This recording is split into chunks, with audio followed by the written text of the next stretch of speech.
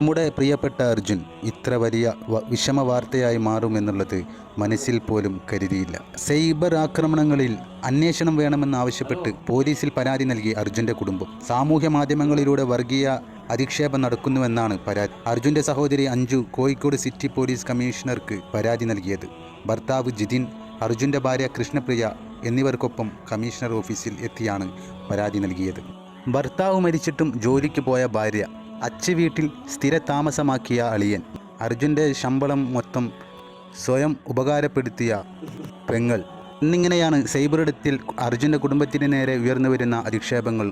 അർജുൻ്റെ വിയോഗം ഇത്തരത്തിൽ വലിയ വിഷമവാർത്തയായി മാറിയത് എല്ലാവരെയും സങ്കടത്തിലാഴ്ത്തി.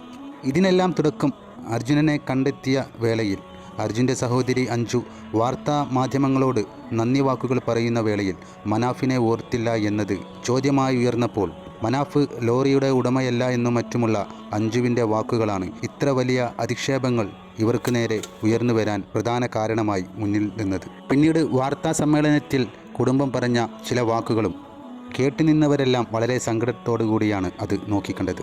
കാരണം എന്തെന്നാൽ അർജുനെ കാണാതായതിനു ശേഷം ഈശ്വർ മൽപേ എന്ന് പറയുന്ന സഹോദരൻ എത്ര വലിയ ത്യാഗം സഹിച്ചും സ്വന്തം ജീവൻ വരെ മറന്നും കൊണ്ടാണ് രക്ഷാ ദൗത്യത്തിൽ ഏർപ്പെട്ടത്.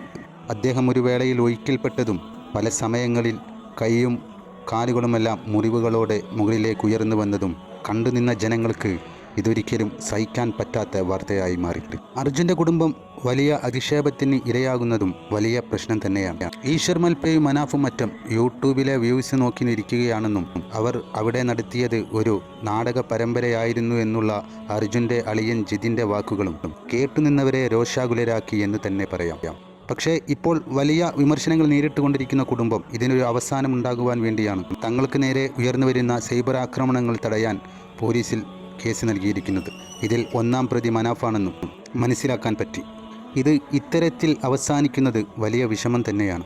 നമ്മുടെ സ്വന്തം അർജുനെ എത്രയേറെയാണ് നമ്മളെല്ലാവരും സ്നേഹിച്ചത്. ആ സ്നേഹം ഈ കുടുംബത്തിലേക്കും ഒഴുകിയെത്തിയതും ഇവർ മറന്നു എന്നല്ലേ തോന്നുന്നത്.